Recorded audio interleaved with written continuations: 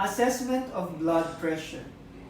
Check physician's order or nursing care plan for frequency of blood pressure measurement. Perform hand hygiene and put on PPE if indicated.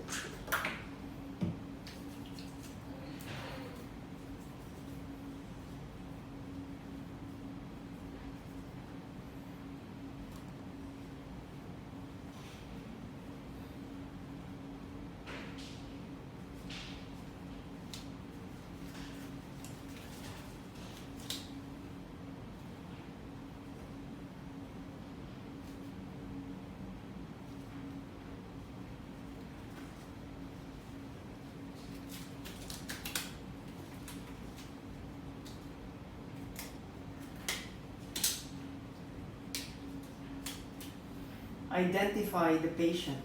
Good evening, sir. My name is Robin. I will be your caregiver for tonight. Can you please confirm your name and your date of birth, sir?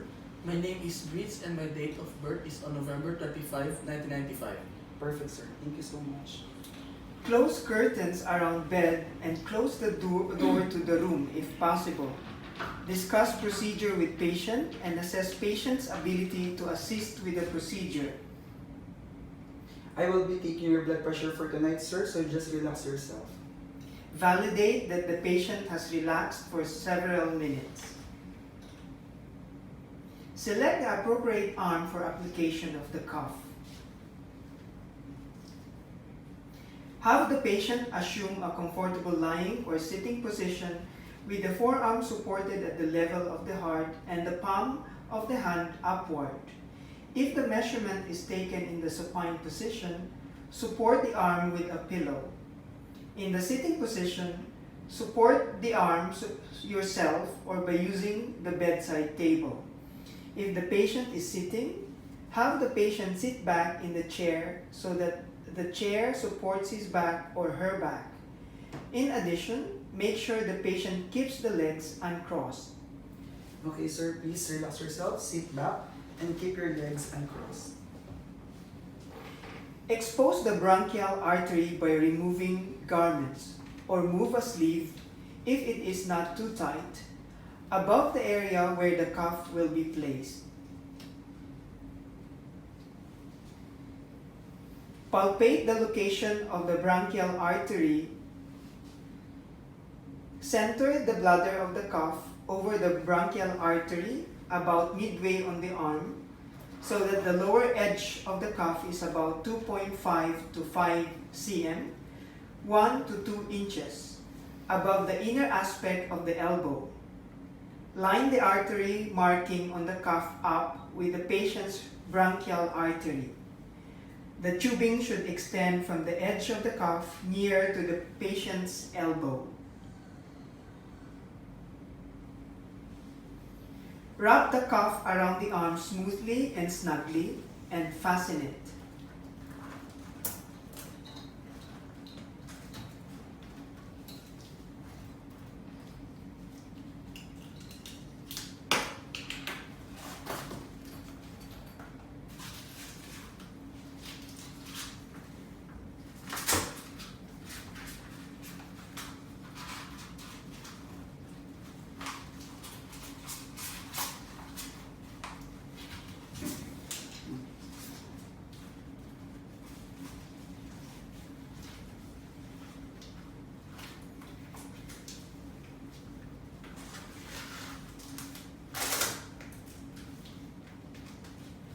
Do not allow any clothing to interfere with the proper placement of the cuff.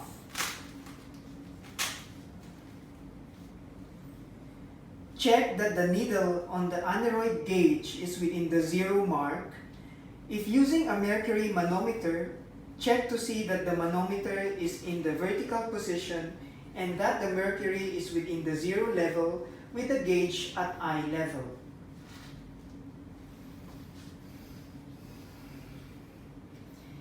Estimating systolic pressure. Palpate the pulse at the bronchial or radial artery by pressing gently with the fingertips. Tighten the screw valve on the air pump. Inflate the cuff while continuing to palpate the artery. Note the point on the gauge where the pulse disappears.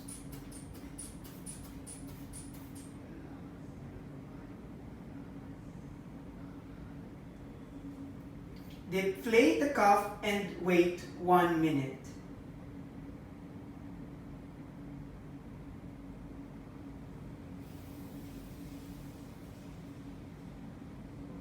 Your systolic pressure, sir, is 120.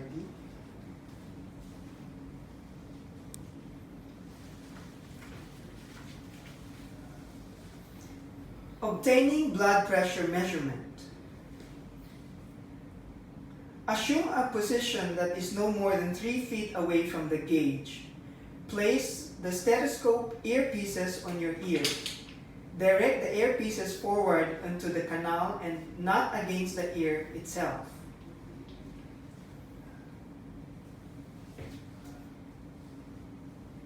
Place the bell or diaphragm of the stethoscope firmly but with as little pressure as possible over the bronchial artery.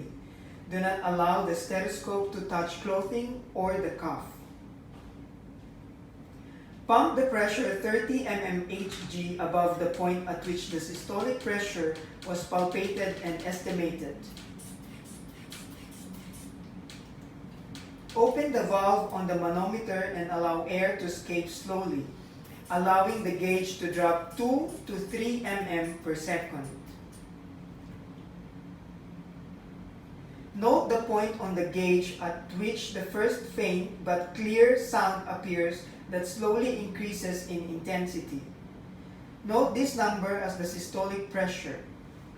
Read the pressure to the closest 2 mmHg. Note the point at which the sound completely disappears, diastolic pressure.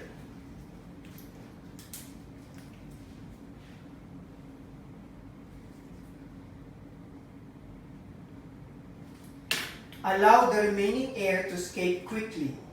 Repeat any suspicious reading, but wait at least 1 minute.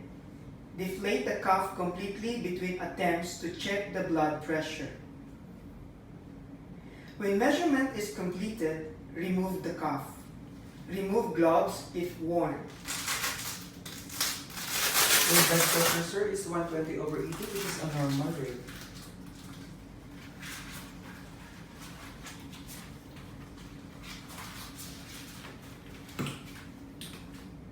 Cover the patient and help him or her to a position of comfort.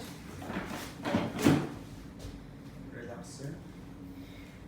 Remove additional PPE if used. Perform hand hygiene.